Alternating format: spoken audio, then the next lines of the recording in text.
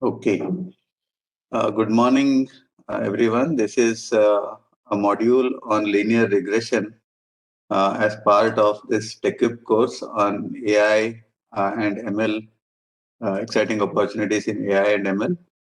And I would like to record that this lecture is delivered as part of the e-courses conducted under KITE, TechWeb 3 KITE project at IIT Bombay and funded by the Ministry of Education, Government of India and the World Bank. Okay, so now let's place things in context. Let's start with the course.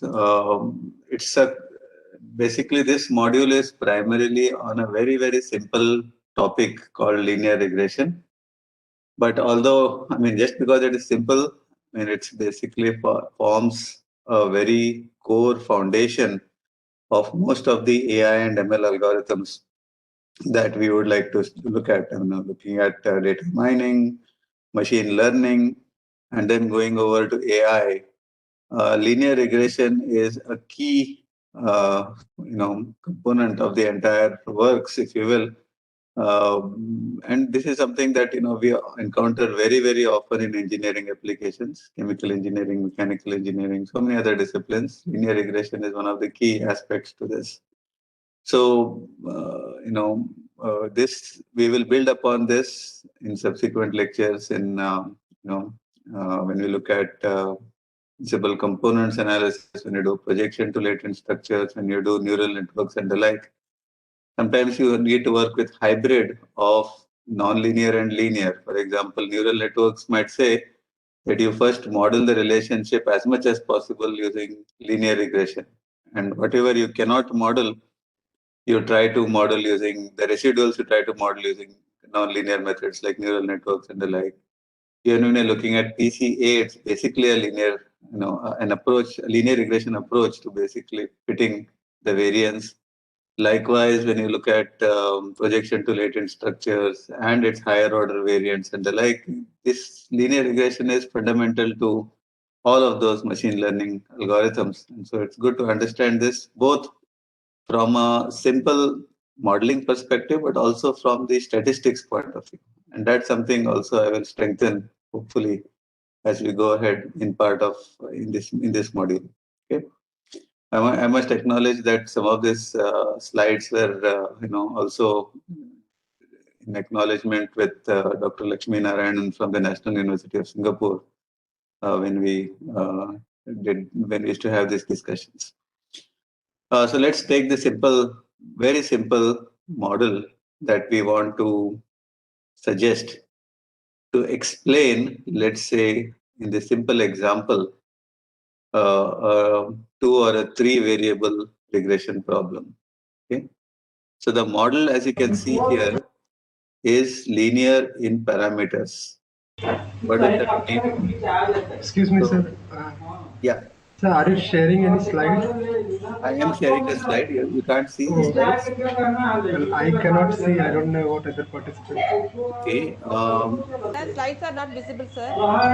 Okay. All right. Thank you for letting me know. Okay. Are they visible now? Yes, sir. Yeah. Okay. I'm so sorry about that. Yeah.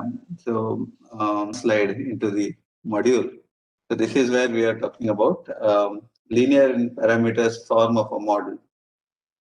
Now, if you look at this example, the two examples, they are deliberately chosen with a particular intent in mind. Okay. Remember that a model is only a model. The actual behavior can be, anything but linear. It could be non-linear and the like. So when we're looking at this, y is our response variable or the output variable, and all the x's are the predictor variables or the input variable, as you would call them. Okay. Now the relationship between y and x's is both unknown in terms of its nature, and also by nature I mean linear, non-linear, exponential, quadratic. We don't know what's the relationship. And secondly, whether this model structure consisting of only two x's and one y, that itself is also many times unknown. There could be well nigh a third variable x3 or a fourth variable x4, which in your understanding of the domain and the physics, you may think that it is not affecting y, but in reality it may be affecting y. Likewise, there could be a completely unknown disturbance that's also showing up in its effect on y. And so, it becomes a completely different problem of being able to capture effectively what you see is the variation in y by looking at the variation in x. So basically, this linear regression problem is one where you are trying to exploit the variation in x's to explain the variation in y. And many times it could be complete, many times it may not be complete. That's something we'll go a little later in time. So when I come back, this is linear in parameters form. Y is the response, x are the predictor of the input variables. The first equation that you see here, beta naught plus beta 1 x1 plus beta 2 x2 is basically a linear in parameters form, meaning x1 and x2 are the inputs and y is the output. Okay? Now, I can also have x1 appearing non-linearly, or x1 and x3 also appearing non-linearly, which is what you see in the second equation. This is perhaps known from the physics. For example, x2 square can be, x2 can be a variable like concentration. Y can be the rate, and the rate is related to the concentration in a chemical reactor in a quadratic way. So you have Ca squared. Okay, that could be one. Likewise, if you see the the fourth term over there, x1, x3, this is a bilinearity term. Now, this is known from the physics, for example, that a product of flow and temperature in an enthalpy balance is basically a bilinear term. So you can also have a bilinear term like product of two input variables. Okay? But this typically comes from the physics. And when you're looking at higher order regression methods like support vector machines and the like that essentially seek to, or kernel-based methods that seek to explain the nonlinearity in the data by transforming the input variables in this way. Input variables are x1, x2, and x3. They are transformed based on some kind of understanding like x2 square and x1, x3 square, x1 times x3. But when they appear in this regression model, they are still appearing linear in parameters, which means the parameters multiply, the coefficients are linear. The beta naught, beta 1, beta 2, beta 3. This is a linear combination of the factors, if you will, of x1, x2 square, and x1, x3. Okay? So that's where linear in parameters form becomes useful. Next, what we see is that it's very important when you write or postulate these kind of models that you need to take care of the units very, very carefully. Otherwise, sometimes you might be unable to interpret the parameters beta naught, beta 1, and so on. If you look at this equation, if Y is the carbon footprint in terms of kg carbon dioxide per year, then all terms in the right-hand side must also effectively result into that. Okay. So let's take the first one, beta 1 x1. So it is, if x1 is travel in kilometers per year, then the coefficient must be such that it effectively comes out beta 1 x1 must be, beta 1 x1 should be kg kilo CO2 per year. Likewise, all the other terms, it's very important to keep track of the units of this. So units of beta 1, for example, is kg carbon dioxide per kilometer. So that when it multiplies with kilometers per year, you get kg carbon dioxide per year. So that way you are able to interpret beta 1. Okay. Likewise, when we share the slides and when you're going through them again, you can take a shot at writing the units of what is beta 2, beta 3, and like. While we understand those to be simple coefficients, many times when you're understanding a regression problem, it is good to understand what is that coefficient trying to convey to you.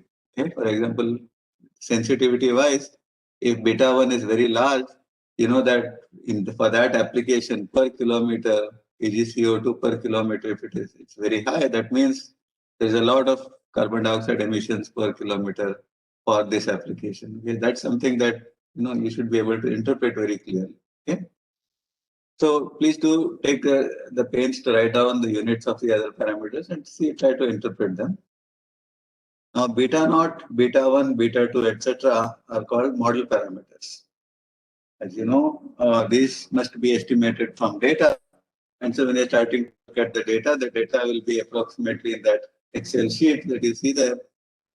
Let's assume the general case where we have k variables, okay, x1, x2 up to xk, and we have one response variable y.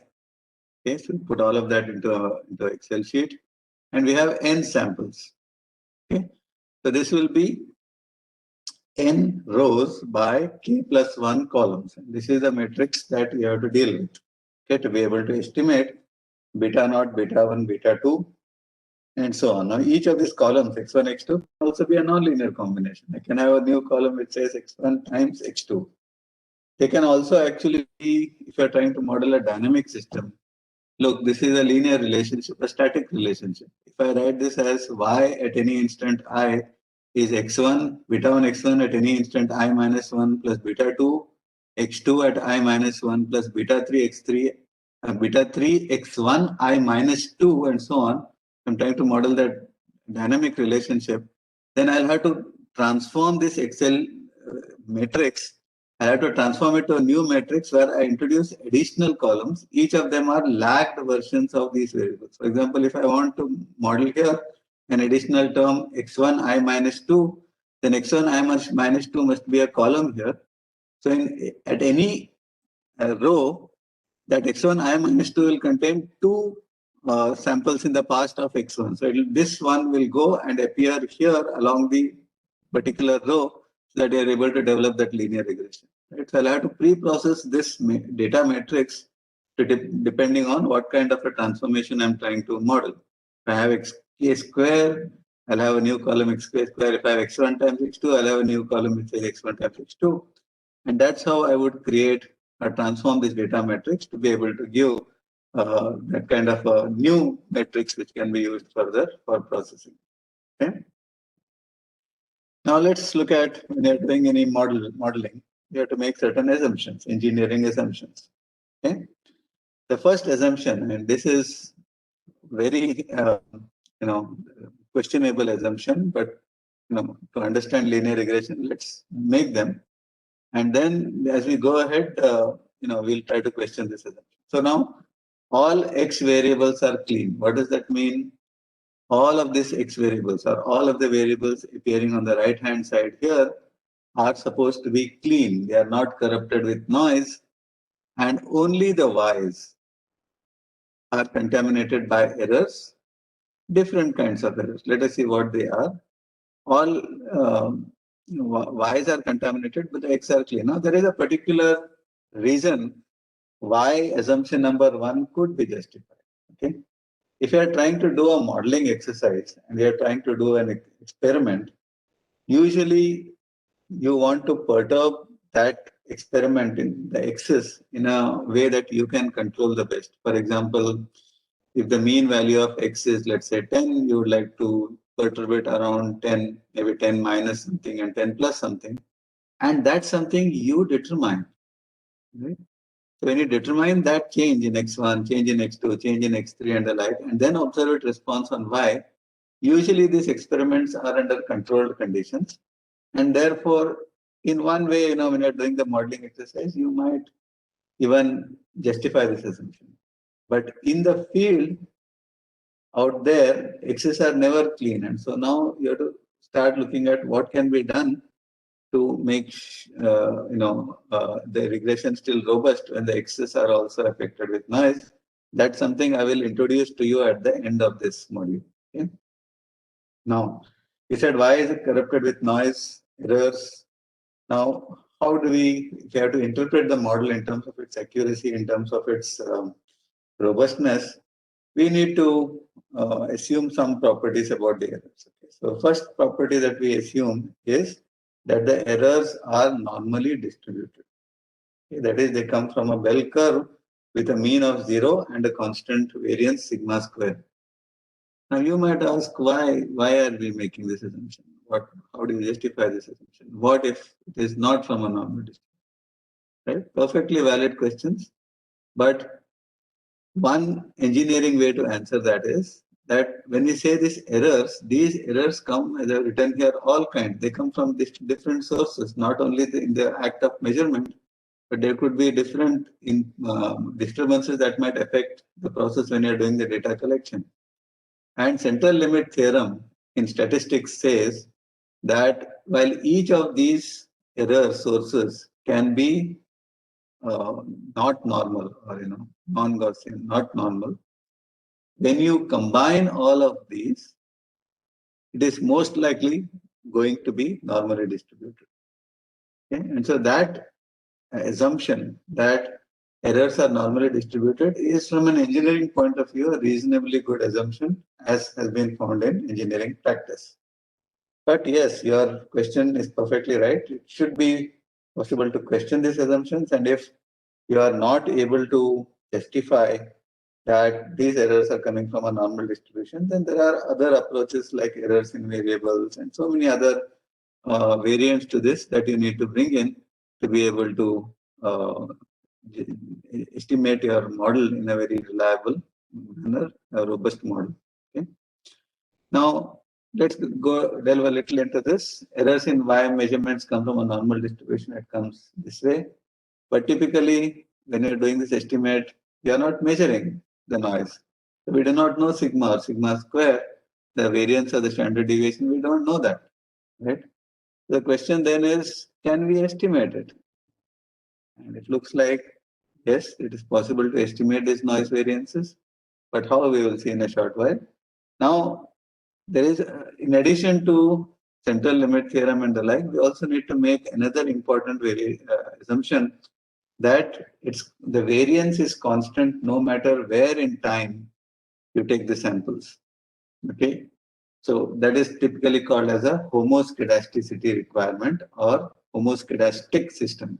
Okay, so error in Y, each sample, no matter where in time that sample is measured, always comes from the same normal distribution with a mean of 0 and a variance of sigma square. The important underline here is same.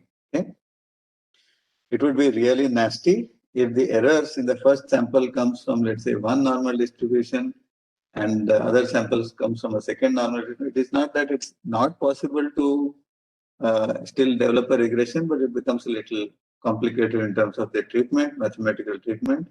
If these are two different normal distributions, there are still methods to be able to estimate the regression model, but it's a little advanced in terms of statistical theory. Okay, so it's called heteroscedasticity.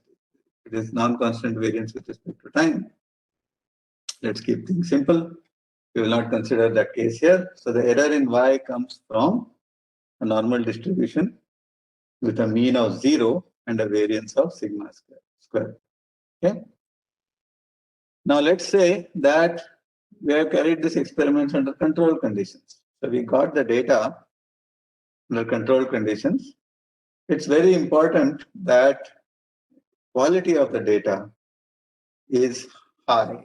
And the data must be of very high quality. Now, what does this mean, high quality? Okay. It's high quality with respect to the task that you're performing the task of linear regression.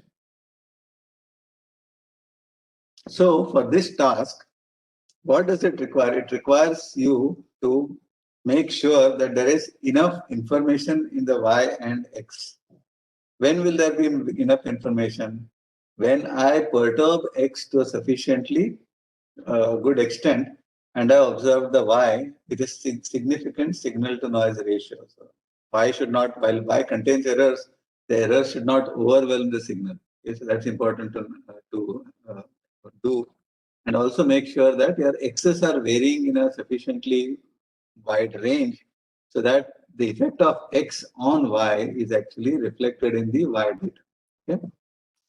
So if you're doing your own experiments, plan and do them well. If you're getting somebody's experiment, others' experiments, suggest to them a design of experiments.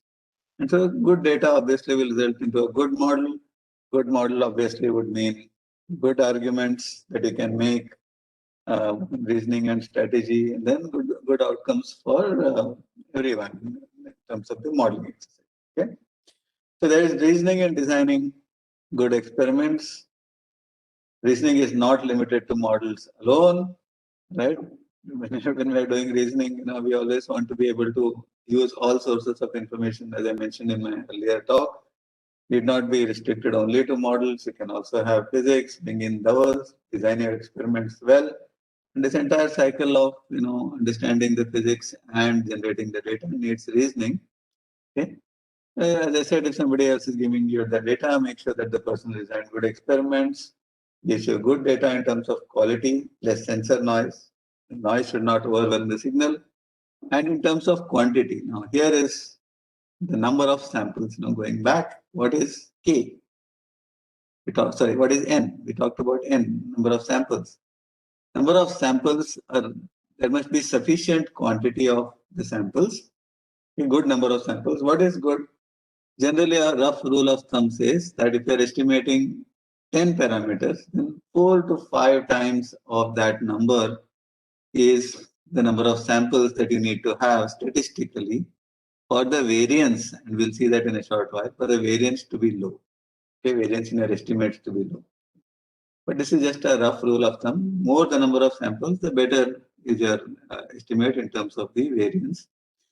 And make also sure that all variables that can affect the output Y are included in your regression set. So X1, X2, X3, from the physics, whatever you know, please put that in terms of the columns of that matrix, and ensure that what happens. For example, I am a little doubtful that a particular XL, that variable is perhaps affecting or is perhaps not affecting. I don't know if you don't know for sure, there are ways to do something called as a stepwise regression. Include that and do the regression, cross-validate, exclude that and do the regression and cross-validate. See if there is any difference in the quality of cross-validation. I have not yet talked about cross-validation. I'll come to that in a minute. But make sure that you have included all the variables that you think affect Y. Okay. Now models. I said you have chosen a linear model because you think that the behavior is linear. What if the behavior is not linear, but you don't know it? Okay, then there are ways by looking at the errors, and therefore an error analysis is very, very important. By looking at the errors, you can try to say whether the model is linear model is adequate or you need to go for a non-linear model. Okay. So based on your current belief, you think it's linear, be prepared to change your belief. Okay. But the other important caveat that I've written here is keep it simple. Why? Because as I said, this is only the forward problem. In practice, what you want is the reverse problem, which means if you know how X's affect Y, you want to for a desired value of Y, you want to determine the X's. Okay, so it's an inverse problem. And that problem is easier solved if the structure between Y and X is simple. So try to keep it as simple as possible, but do not hesitate to add complexity if required. Okay. So now let's assume that you have chosen the model in this form: beta naught plus beta 1 x1 plus beta 2 x2, beta 3 x1 x3. Suppose by all your physics-based knowledge and the like, you seem to have come up with this model. And then there is what you see here in the underline is basically the influence of X's on Y, which you think is likely. And then there is also this noise term, the stochastic component, which also shows up in the measurements of Y. Okay, so this is the model that you think you have postulated based on your reasoning that will best explain, that will best use up the variation in X to explain the variation in Y. Okay, and now we want to go ahead and build this kind of a model. Okay. As you can see, there are 6 terms in that model, right? Beta naught, which is a constant, beta 1, beta 2, beta 3, beta 4, and beta 5. Many times what happens, beta naught is known, in which case you can take it to the left-hand side and you can just make it in 5 variables. Okay, so you subtract from your data beta naught from there, and that's also something you can try. But usually the data has a bias, which is constant term not dependent on any of the X's, but still influences Y. and you have the effect of x's on the y. Okay? So this is a bias as it is called. Okay? So to estimate that bias. So 6 parameters, beta naught to beta 5. And so if you write this in a simple form, then you can write it as y is equal to x times beta plus e, where y contains the output from all the experiments, the n experiments of the samples that you have. Okay. Beta contains the parameters and e contains the noise components, unknown, mind you, still unknown, but still you have to have a place for that in the model structure. Okay. But you have assumed, you have assumed that the mean of the error or the error comes from a normal distribution having a mean 0 and a variance sigma square. And so you can say that the expected value in future of the error is 0. Nevertheless, it should still represent the term. You need to represent the term in this influence on y. Okay. So y is equal to x beta plus e. This is how the equation would look. Okay. And for this model, then we have to see what is x's. Now remember, beta naught is a constant. If beta naught is a constant, there is no x to multiply it. So the first column in x will be all ones. Right? X times beta. So x times beta is 1 times beta naught. So that will y will be equal to that beta naught, right? In the across all the samples. So this will be a column of ones. Okay. This will be a column of x1, column of x2. Once you get x1 and x2, you multiply it. Okay, x1, x3, x3 square, x1, x2, x3. Now you might just ask at this point that this term x1, x3 is something that I generate from measurements of x1 and x3. x3 square is also something that I generate from the measurements of x3. Likewise, the third term. Okay? But we have made an assumption that these x1, x3s are clean. Okay, so we are safe at this point in time so far because of this assumption. But this assumption can have nasty conclusions if actually the x's are corrupted with noise, because then what you're doing is your x1 times x3 is bringing in a nonlinear combination of the errors. x3 square is also bringing in a nonlinear combination of the errors. And that becomes quite a difficult problem. Okay, so I just want this to, while we are addressing those problems in research, I just wanted to keep that in mind that, although you might say that x1, x2, x3 under the assumption that they are clean is, won't create any problems. In reality, you should be aware of this problem that x1, x3 when measured in the field can be corrupted with noise. And when I take a product like this, it might have some nasty impact on the regression problem. Okay. Okay. Now, the columns of the X matrix correspond directly to the terms in your model, right? Okay. And this is what the X will look like. So the three terms Y, X, beta, and then E. Okay. Now, let's look at compatibility of the dimension. Size of X will be n samples by 6. Why 6? Because those are what you have postulated, right? N6 here. Let us assume that we have 30 data samples. Why did I assume 30? I have 5 parameters. Now 6 parameters, 6 into 5 is 30. And statistically, I seem to have taken a good number of samples. Okay. So 30 data samples, Y will be 30 cross 1. E will be 30 cross 1. X will be a 30 cross 6 matrix, as you can understand. Now 30 samples along the rows and 6 columns. So 30 by 6 and beta will be 6 by 1. So dimensionally, it's consistent. Right? 30 by 1. This will also be 30 by 1. This is also 30 by 1. So we are good. Okay. So far, so good. We are able to now understand our problem, postulate the model, generate the data, put all of that into this form.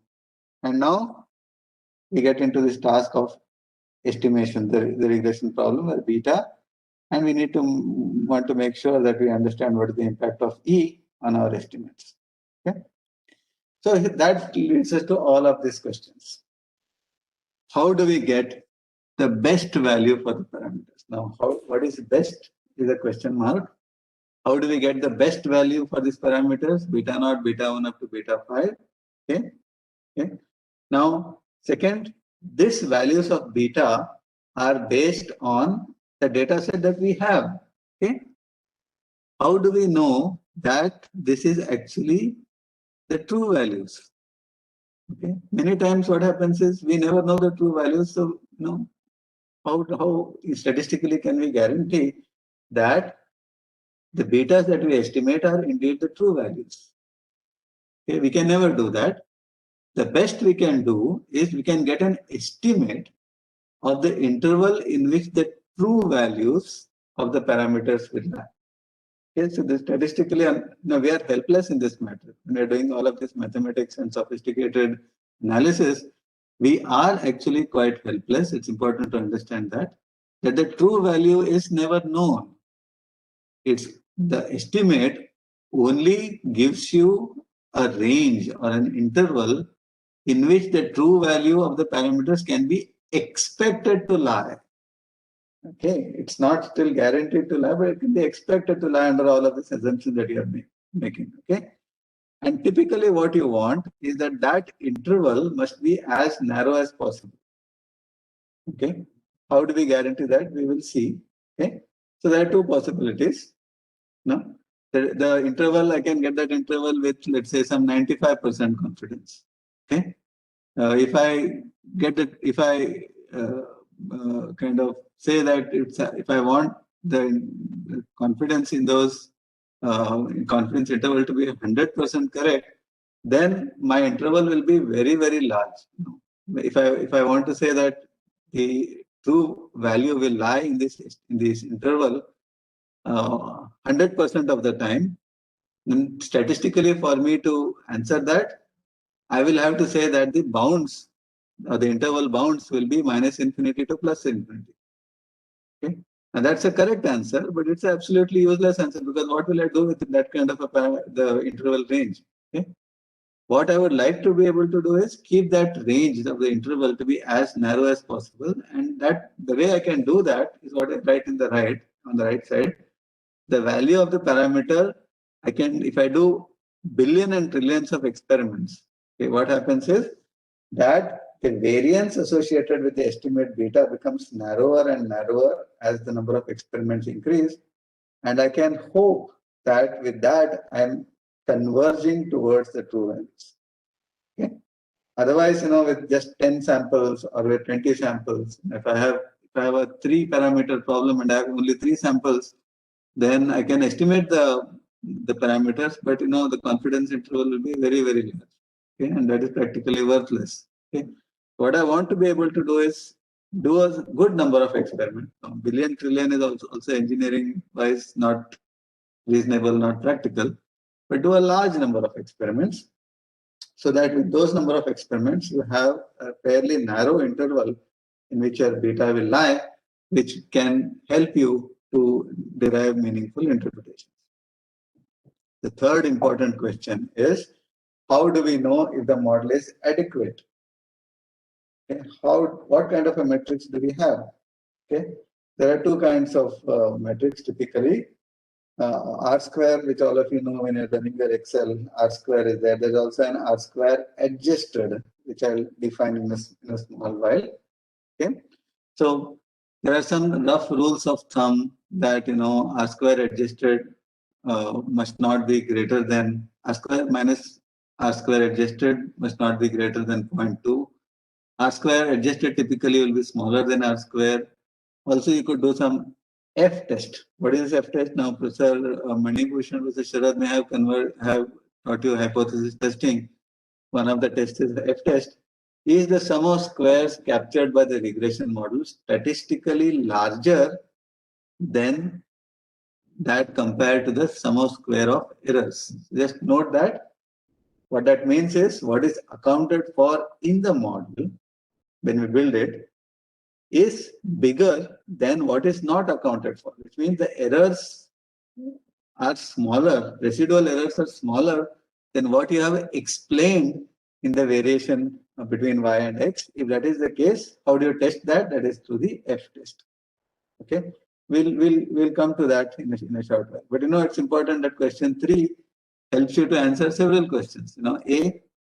you made an assumption that the modeling is, the behavior is linear or mildly non-linear in terms of a bilinearity or a quadratic non-linearity and the like. How do you know that this model is good and adequate? R square adjusted could be important metrics. Likewise, the F-test will be able to tell you that. And so this, when used together, these metrics will help you to give you some kind of an answer as to whether the model is good or not adequate. Okay. Then, of course, the fourth question that we want to answer is: can we estimate the sigma, or sigma square variance of the error that's actually affecting the Y? Okay. All right. So now let's come to the task of regression first. Enough of all this background. Let us see how this regression beta is actually done. So Y is X beta plus E. Let's assume that we don't know E. Okay, so we ignore it. Very, very bad step to do, but let's just ignore it for the time being. So the model is Y is equal to X times beta. Okay, statistically, dimensionally, it agrees. Statistically, because I have more number of samples than number of parameters. Dimensionally, we know it 30 cross 1, 30 cross 6, 6 cross 1. Now, I want to very simply, if I look at this equation without the dimensions and if everything goes square, then beta can just be X inverse Y. Okay. You know from linear algebra that beta is X inverse Y. But here it turns out that it's a tall matrix. Y is a tall vector, X is a tall matrix, more number of samples than rows, certainly not square. So what do you do? What do you do here? We essentially make it square. How do you make it square? You multiply both sides by X, multiply both sides by X transpose first. So what does that do? That says X transpose Y, which is a 6 cross 1, right? X transpose X times beta, which also turns out to be a 6 cross 1. Dimensionally, it is consistent. Okay. Now look at X transpose X. X transpose X, lo and behold, is a square matrix. Okay. So now I can invert this. In the earlier case, being a tall matrix, I could not invert it. But now, if you look at the next equation, I can invert it. Okay. X transpose X is a square matrix. So I can write beta is equal to X transpose, if I pre-multiply by X transpose X inverse on both sides, then the right-hand side will have only beta, the left-hand side will have X transpose X inverse X transpose Y. That's what we all know as the standard pseudo-inverse solving the least squares problem. Okay. Now, some things that I have written, but I think for the audience, the participants, this is fairly obvious. X transpose is columns of X. X is 30 by 6, X transpose is 6 by 3. Let's not spend too much time on this. Okay. So this is what I've written. X transpose Y is X transpose X times beta. And then we get X transpose X inverse X transpose Y is equal to beta. And so now we have this term. X transpose Y. So question 1 in that, how do we get the best value for the parameters under the assumptions of noise and all of that? We now have answered the first question, which says beta is X transpose X inverse X transpose Y. This is a formula Excel also uses to compute and put in the first row of the output as a routine list in Excel. Okay. Let me just pause here and take some questions. I request you to ask questions so that we can make it a little interactive. Questions, please.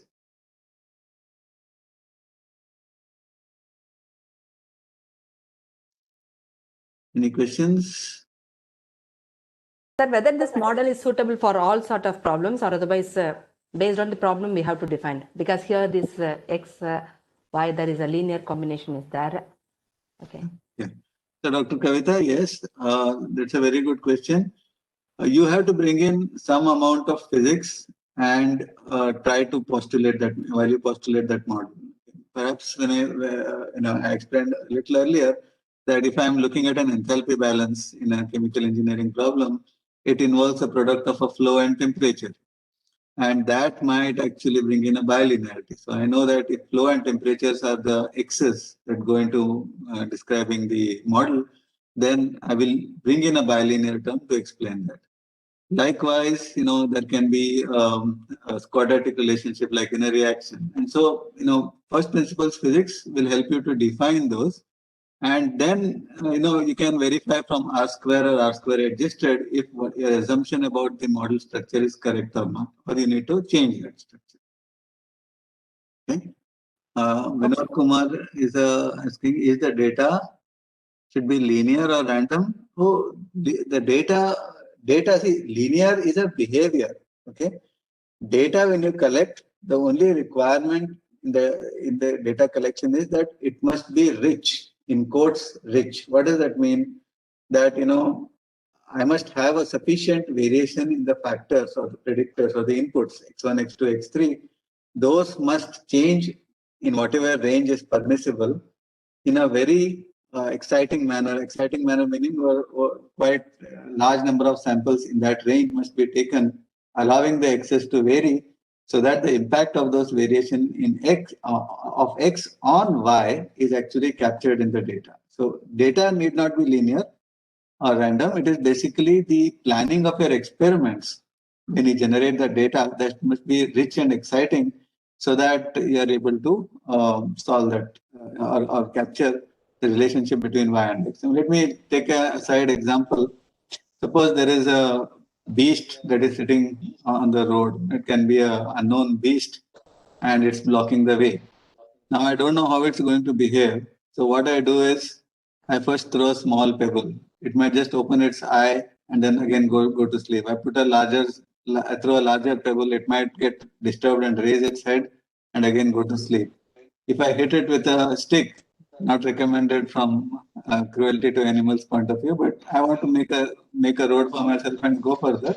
So suppose I just provoke it with a stick, then it will probably get up, or it might start attacking me. So if I want to know more about what that beast is, I need to be able to provoke it with a sufficiently good set of inputs so that I can determine its nature. Likewise, in a modeling problem, the cause and effect relationship is unknown. I want to determine that, so I need to plan my perturbations in such a way that those perturbations reflect in a substantial variation in y, and I can then make sense of what is the behavior that is linear, non-linear, which are the variables that are most sensitive, which are the variables that might probably be non-linear and the like. That information I can derive through this modeling exercise. Sir, one more thing, sir. Yeah. This, training data and predictive, the way which you will predict, the data should be different. Sir. Both are different. Yes, of course, yes. Yes. I'm coming to that. That is typically what I alluded to as cross-validation, or as you say, training and test. Basically, training is the data that you would use to do the model building, and test is the data that you will use to cross-validate whether the model is still applicable in that range. It is like question paper setting. We don't ask the same questions that we ask during the lectures. We don't put those on the exam, right? The exam, we put a new set of questions to determine the learning. Likewise, here also, you would want to challenge the model with a new set of input x's and y's, run the x's through the model, predict y, compare it to the experimentally measured method. So that exercise is called as cross-validation. So this data should be within the certain range, sir? Please repeat. This training data as well as testing predictable data, what the overall samples, it should be fall within any range, sir? So it can be out of range as well. It can be in an engineering application out of range as well. You never know. But for the modeling exercise, what is typically recommended is that you carry out your experiments in the range in which you expect to use the model. Okay. So if you are going to use the model in practice, in engineering practice, in that range, make sure that when you do this modeling exercise, your data is actually in that range for each of the x's. Okay, that's one thing. Now, how do you choose the validation and the testing data? Typically, when you do this experiment, you might have 300 samples, of which you randomly pick up about 60 to 70% of the data for the modeling exercise. Maybe about 200 samples you might pick for the modeling exercise, and the remaining 100 you might use for the test exercise. but those must be randomly drawn from this range, so that you understand that the model is explainable in that range. Now, what happens if there is a sample outside that range? Then it depends on the extrapolative ability of the model. Okay, and general theory and research seems to point that, for example, when you do nonlinear modeling like neural networks and the like, or when you do some postulate different kernel structures or nonlinear structures in a model, they generally are not so much extrapolable, meaning they cannot be used in range outside the range in which they are trained. And that has to do with the type of nonlinearity that has been assumed in your model. Okay? The nonlinearity nature may be different out of the range, in which case, the model will not be able to explain outside of that range. So these are problems that one has to deal with. And so make sure that, when you collect the data, you collect the data in a range in which you expect to use the model. Of course, there is always a requirement and a desire that it should be applicable outside of that range, but not all models will necessarily be extrapolable.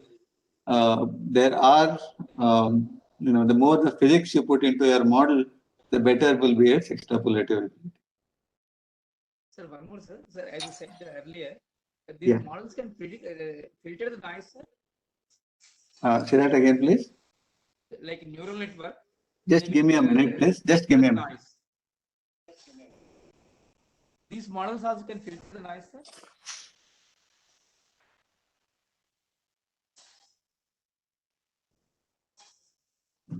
Yeah, I'm sorry. Just give me a minute. Yeah.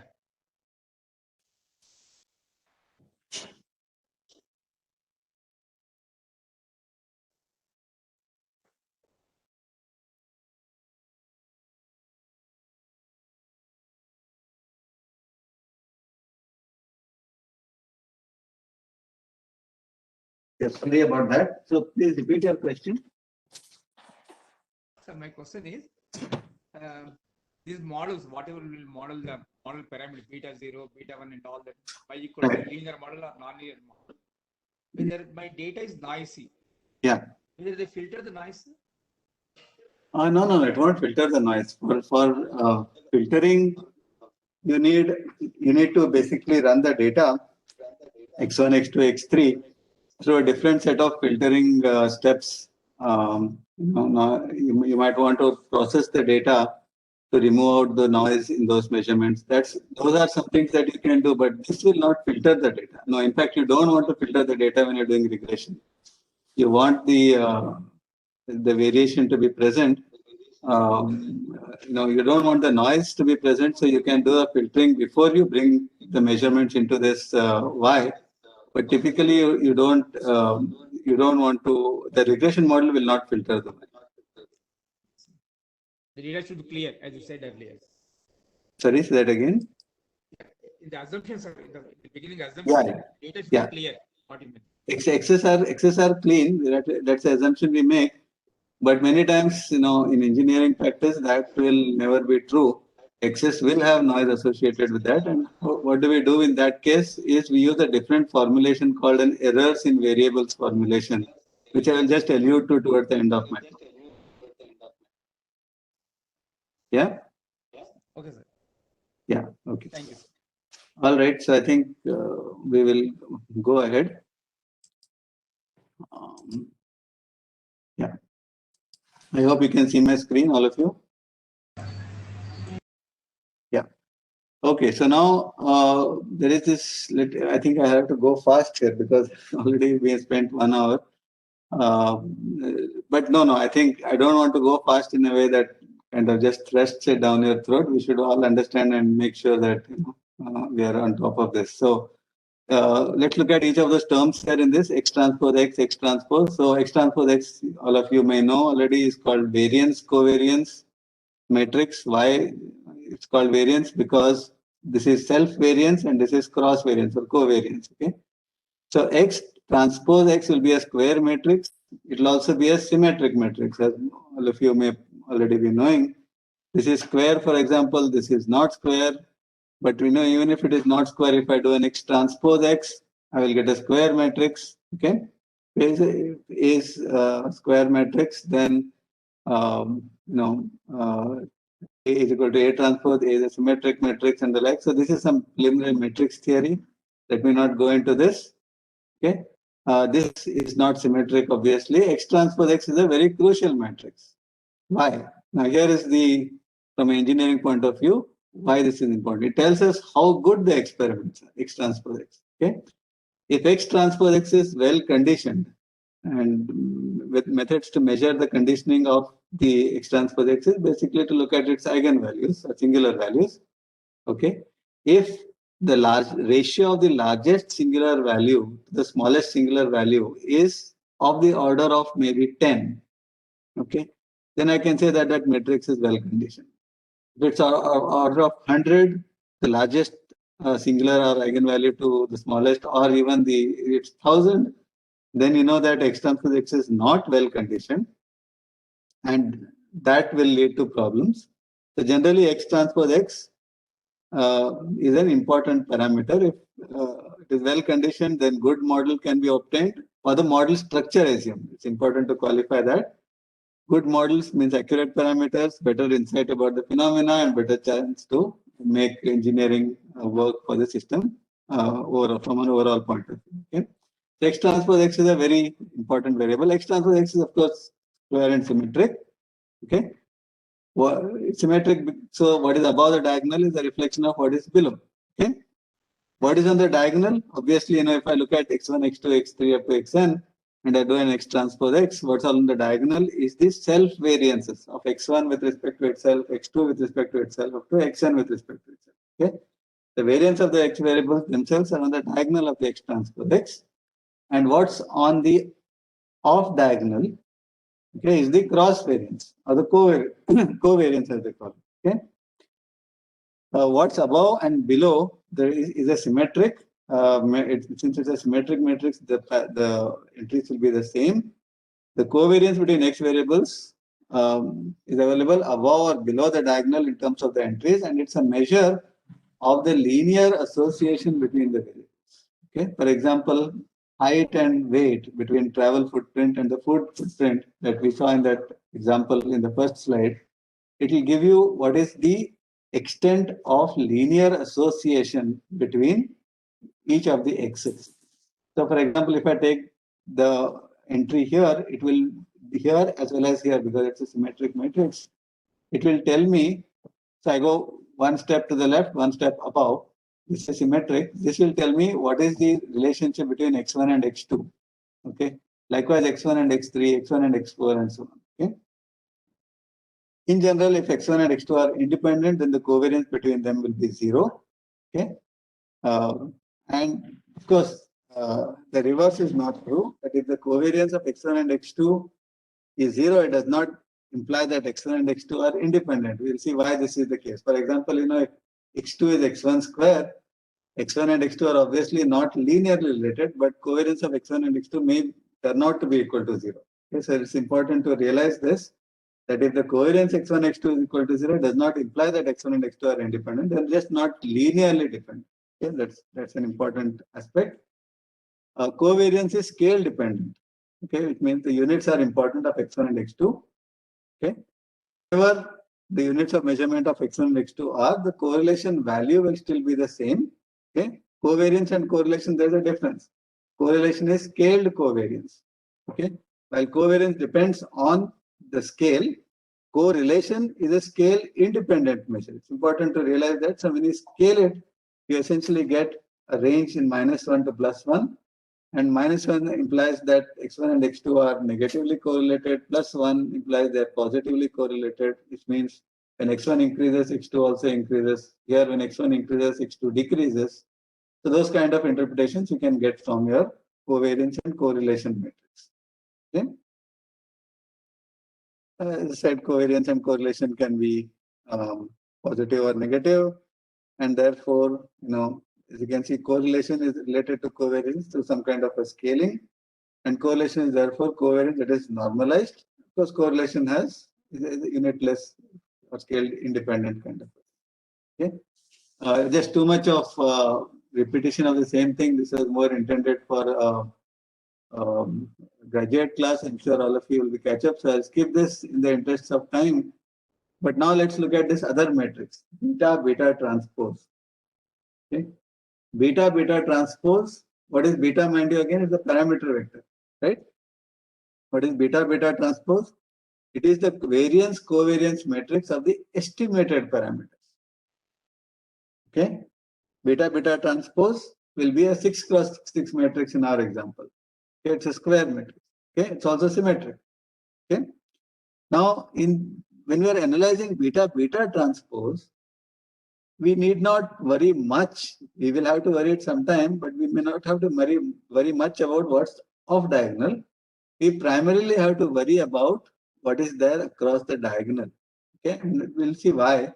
Because basically, when each of these betas are estimated, what are the betas? The betas are basically the sensitivity terms. When I say beta y is equal to beta naught plus beta 1 x1, when x1 changes, how much does y change is measured by beta 1. So beta 1 basically is a sensitivity related parameter. Okay, I want to know how sensitive this parameter is to noise as well. Okay, and so this exercise of beta beta transpose is an exercise to see how, if I had a variance in x, noise variance in x, we have assumed it is clean, but if I had a noise variance in x and also noise variance in y, how is this actually affecting my estimate of beta? Okay, remember, beta is only an estimate, it's not the true parameter. It only tells you the range in which the true parameters lie. So what I want to do now is look at this beta beta transpose and say that this is basically the variance of each of the parameters. Okay, larger the variance, okay, more is the uncertainty of the parameter, because from hypothesis testing you know that if the variance is large, then the confidence interval is larger. Okay, so what you want to be able to do is keep that variance as small as possible. If variance is high, it implies the uncertainty associated with the estimate is large. Okay, that parameters are not very accurate or precise. Okay, so this beta beta transpose is a very good matrix to essentially check whether your data size is adequate and whether your variance of your betas are small, so that the uncertainty bound interval between in which your true value will lie is reasonably small. Okay? Variance is inversely proportional to quality. So if the variance in the product is high, product quality is bad. Nobody obviously likes variance. And so now let's look at this term beta beta transpose. Remember that beta is x transpose x inverse x transpose y. Okay. We also reiterate that x is very clean. So beta beta transpose will be this expression over here. I'm just substituting this beta into this here. Okay. And I get beta beta transpose as all of this, which through a little bit of a manipulation, I can say beta beta transpose is x transpose x inverse x transpose, y transpose x transpose x inverse. Okay. You can follow the terms written on the right to be able to derive this expression, and this is what beta beta transpose. Okay. Now, what is y transpose? Y transpose again is variance covariance of y. It is some sigma square y, where sigma is the error associated with y. Remember, we said that y comes from a normal distribution, zero mean and variance of sigma square. If I look at this entire expression, I can pull this y transpose sigma square I outside, okay, and I get x transpose x inverse x transpose x transpose x inverse. Okay. So all of this, what is it? This is essentially an identity matrix, right? So all of this is an identity matrix. And so I can say that beta beta transpose is, so I just pull this thing out, okay, and I say beta beta transpose is sigma square x transpose x inverse. Okay, so you can follow this derivation. I'm going back here, maybe I went too fast. All that I've done is I said, let me look at beta beta transpose, substitute the value expression, do this expression over here. Once I get this expression, y transpose is the variance in y. So I say sigma square I, and then I pull it out, and then I say x transpose x inverse x transpose x. All of this is an identity matrix. And so beta beta transpose is sigma square into x transpose x inverse, right? And this X transpose X inverse is completely based on my data. We assumed it is clean. Let's call that as C. And so beta beta transpose is sigma square C. Okay, I hope everybody is with me on this up to this point. Okay, so if we say this is true, now recall that the diagonal elements contain the variance of the estimated parameters and sigma square is a scalar quantity. The first diagonal element of beta beta transpose is the variance of the first parameter, sigma square C11 in this matrix, right? Sigma square times C is basically, sigma square C11. The variance associated with parameter 2 is sigma square C22, sigma square C33, up to sigma square CPP, right? So that's what we would say, that the true parameter range will now be based on the standard deviation and the analysis that we have done so far. What we can say is that the true value of beta or any I, beta 1, beta 2, beta 3, the true value of beta I will lie between the estimate beta I hat that I've got from this expression, beta hat, okay, beta hat plus t, the t value times the standard error in beta I, which I get from my X transpose X inverse. Okay, and so this is something that I would like to say. I would like to keep the range to be as narrow as possible so that I am able to get a convergence on the true value of beta. Okay, so this is nothing but an error analysis based on the data matrix X itself. And so beta I true will be the point estimate plus t value which you get from the statistical tables, okay, which is n minus p degrees of freedom. N is the number of samples, p is the number of parameters. I think this must have been covered in the earlier hypothesis testing module. And this is usually 95%. So what it tells you is that the true value of the parameter beta I lies between this and this. And we can say that we are 95% confident about it because the t value should be based on, we're choosing the t value to be based on the 95% confidence interval, which is this. Okay. And so this is what a statistician does. Basically, he or she specifies this, and this t value. Where is this t value come? It depends on the quantity of data available. Remember, we said quality of data and quantity of data.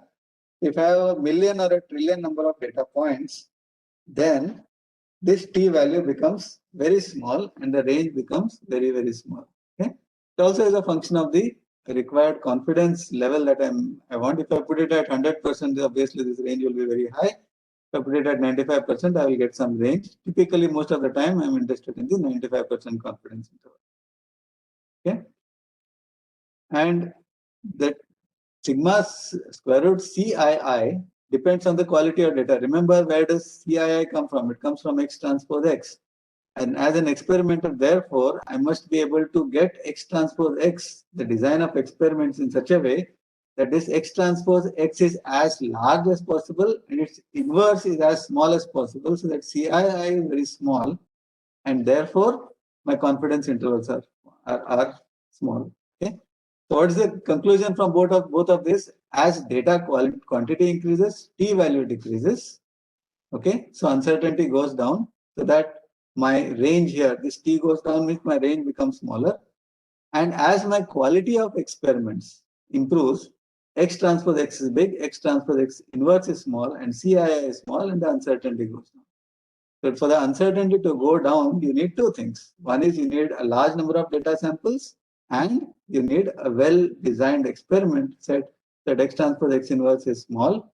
And therefore, both of these are important. Quality and quantity of data is just as important when we are trying to do this linear regression model. Okay. I will just, before I change tracks, I will just pause to take some quick questions and then continue with it. This is basically error analysis. What we are trying to do is we are trying to say why we need a a very good design of experiment so that X transpose X is large enough or X transpose X is inverse is small enough, and that will reflect in the value of C.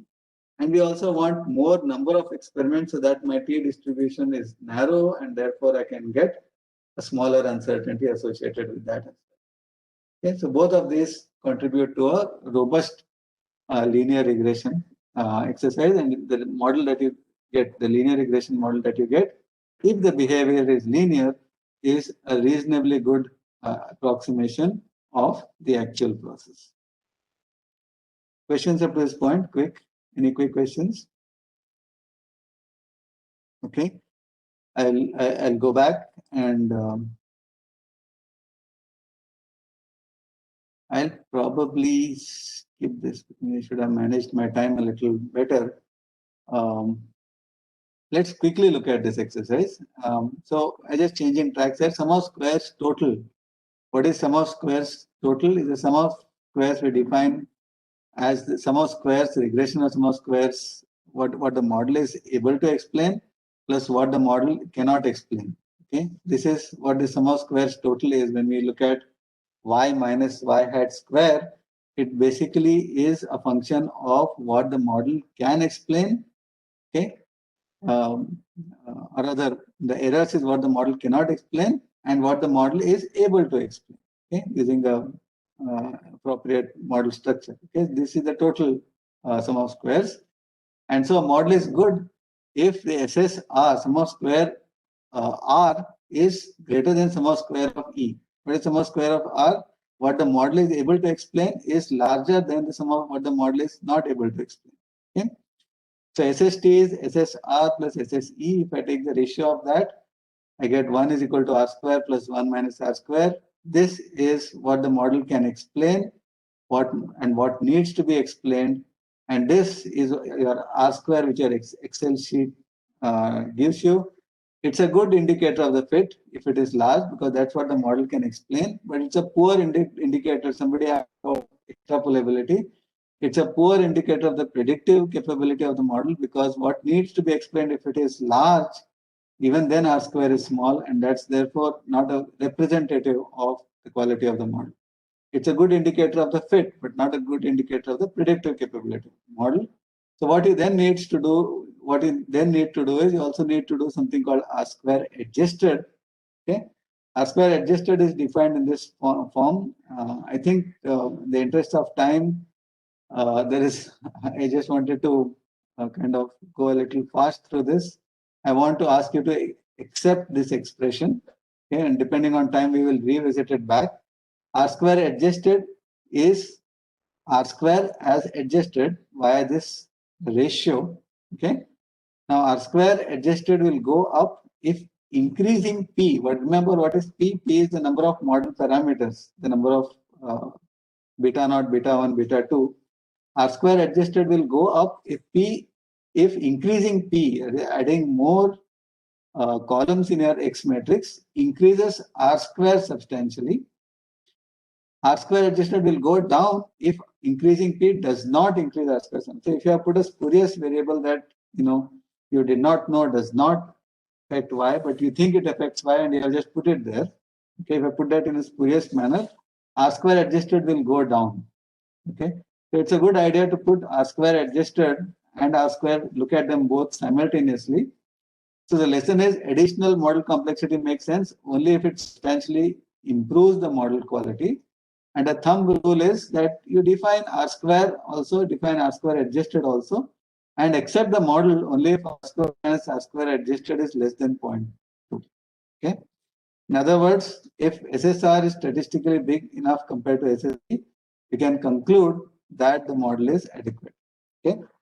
Now, in practice, actually, SSE is quite unhappy because it might say that it's an unfair comparison. I have a SSE will say that there are different degrees of freedom used for assessing it as compared to SSR, and therefore it says put SSR and SSE on a common basis and then compare. Otherwise, you're comparing apples and oranges. Okay, so to be able to do that, there is also this MSR, which is SSR divided by P minus 1, and then when we look at this MSE, this will essentially also you can compare MSR and MSE fairly in this manner. Both are chi-square distributions, and then you can use an F distribution. So I ask that you just go through these slides because this will take a little bit of time when I get into this. I just need to explain one additional aspect of this linear regression. So sum and substances, is F observed as a ratio big enough? Okay, if it is big enough, look at what the statistical table says on an F. Look at it if it is big. Okay, if F observed is big, then you say that the model is adequate and you can accept the model. If F observed is small, then you have a problem with accepting that model. Okay, so that is really where the statistical analysis ends, and I will just stop this statistical exercise in the interest of time. You can review the slides depending on time. We'll come back to this in a while. Okay? I just very quickly want to question this assumption now. Okay. What assumption we made was that X is clean and Y is noisy. Okay. In practice, that may not be the case. Okay. If this is not the case, then I really need to look at what is called as an errors in variables modeling. Okay. The observations in X are assumed to be error-free, which is not realistic in practical situations. So an errors in variables recognizes errors in both, and then you seek to identify the underlying model. Okay. So there is this total least squares problem. Okay. The total least squares problem says that I have the x's in xij, I have the y's in yi. Okay. What it says is the total least squares problem says you estimate what is the true x. Now somebody was asking about filtering of the x's if they are noisy. Okay. This total least squares approach actually does precisely that. What it does is it not only estimates the parameters theta or the beta that we saw, it also estimates the clean x's and the clean y's in what's called the total least squares formulation. Okay, the total least squares formulation is an optimization problem that minimizes the error between the true value of xij and its estimate, the true value of y and its estimate, seeks to minimize this error and generate estimates of x, y, and theta in such a way that you get that the impact of the noise is minimized. Okay, and the way you do that is basically you essentially augment the y response matrix with the x, and look at this matrix, new matrix Z, and process this matrix to be able to get the parameters of those of the estimates. So, for example, let's look at a few scenarios here. Error variances. Let's make one assumption that the error variances are assumed to be the same in all variables. Let's assume that the causal block X is full rank. Okay, and what we can do is let's just very quickly. Okay, maybe I should not rush through this. Maybe I'll revisit this when I'm talking about the least squares problem when I'm doing projection to latent structures. Okay, I should not kind of just put this down your throat. Let me just go to what I wanted to say. Okay, how is this exercise actually carried out? Let me just show you. Okay, see, remember that I said that let's assume in the first case that X and Y both are completely clean. There is no noise associated with this. Okay, so this Z matrix is the clean X and the clean Y that are augmented into a single matrix that stands for Z. Okay, if I look at what is Z transpose Z, it turns out to be X transpose X, X transpose X, X transpose Y, Y transpose X, Y transpose Y. Okay, this is that Z transpose Z. And when I do a singular value decomposition of this, which I will cover a little later in my next module, if I do a singular value decomposition of this, I can actually show that if I know the noise variances, I can actually get the same expression that I got, from in the earlier part of my talk. Remember X transpose X inverse X transpose Y. I can get the same expression from examining the eigenvector corresponding to the smallest eigenvalue. Okay, the smallest eigenvalue is 0. The eigenvector corresponding to the smallest eigenvalue is this. And when I multiply that with X transpose X and do the analysis, I get the same ordinary least square solution that you saw earlier, X transpose X inverse, X transpose Y. Okay, I just wanted to connect this to what we discussed earlier, and therefore I wanted to show you this, that there is a very elegant way of doing this by just augmenting X and Y together into a single matrix Z and doing a singular value decomposition. I'll talk more detail about this in my next module, but I just thought I'll give you a glimpse. When X and Y both are clean, I get the same solution. Okay. Now, if X is clean and Y is corrupted, which is actually the case that we discussed, even there, if I'm able to subtract the noise variances in this last term, okay, if I subtract the noise variances from the last term, I again exactly get the same expression when I look at the smallest eigenvalue. Eigenvector corresponding to the smallest eigenvalue, I again get exactly the same expression. Okay, X transpose X inverse, X transpose Y. So it's important to realize that what we studied in the earlier part of this module actually builds up towards an analysis of the case when X and Y both are corrupted, which is case 3. X and Y both are corrupted. We can do a lot more in terms of the analysis of the smallest eigenvalue, the eigenvector corresponding to the smallest eigenvalue. And that gives me what is called as the total least square solution, which actually is a solution of this optimization problem. I'm just going back here. It's a solution of this optimization problem. Is that this optimization problem? Okay. This optimization problem can be solved for the linear case when I put Z as X and Y, and I do all of this processing, details of which I'll talk in my next module. If I do all of that processing, I can show that I will get a very good total least square solution of the cleaned X, the cleaned Y, as well as my parameter vector in this total least square solution. Okay. So I will just stop here, but I'll use this slide deck in a subsequent talk when I start talking about principal, the extension of this to the case when X and Y are noisy, when they're collinear and the like. I will discuss this slide deck, the last few slides, in a greater detail. Okay. Let me stop here because we are closer to the hour. 11 o'clock is when we should stop. And let me take questions up to this point.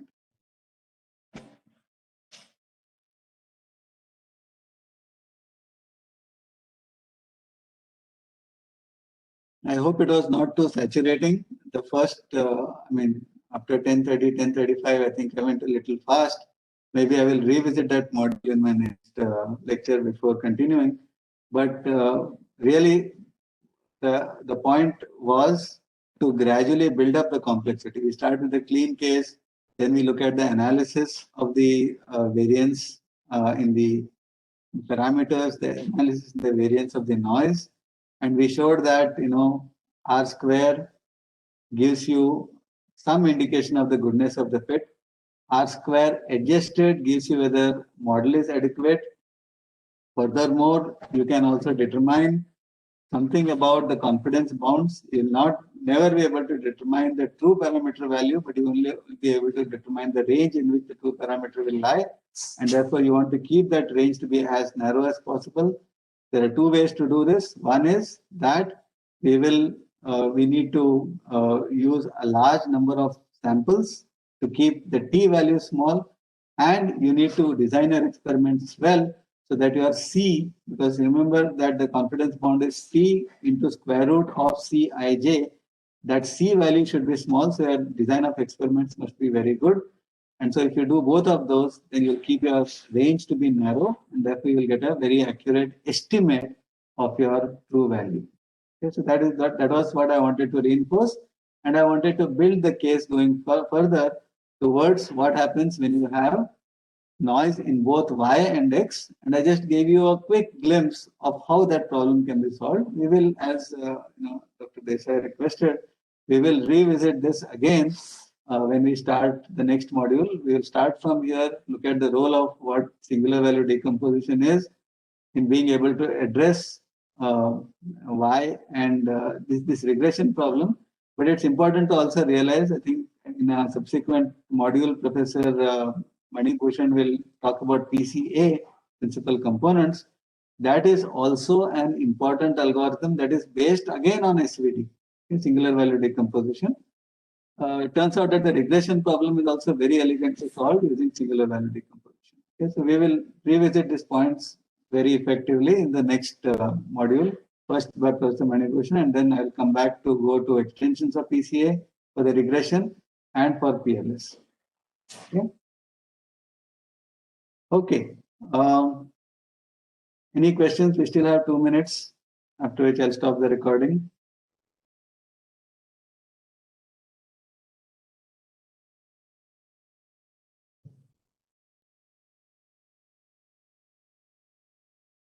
Any questions whatsoever? I mean, it can be lateral, it can be in any other area, it can be, non-linear. We just want to make sure that, we are able to connect between these modules also well to motivate for you why this course is structured in this particular manner. We essentially want the sequence is also very carefully discussed between the three of us, Professor Mani, Professor Sharad, and myself, to make sure that they're logically sequenced and they motivate you towards more and more from the fundamentals to the more and more complex aspects and the research associated with what's happening there. All right. So what I'll do if there are no questions, I think the saturation level I can understand on a Sunday morning will be to the limit now. So we will stop here and we will continue in the next class. I will stop the recording and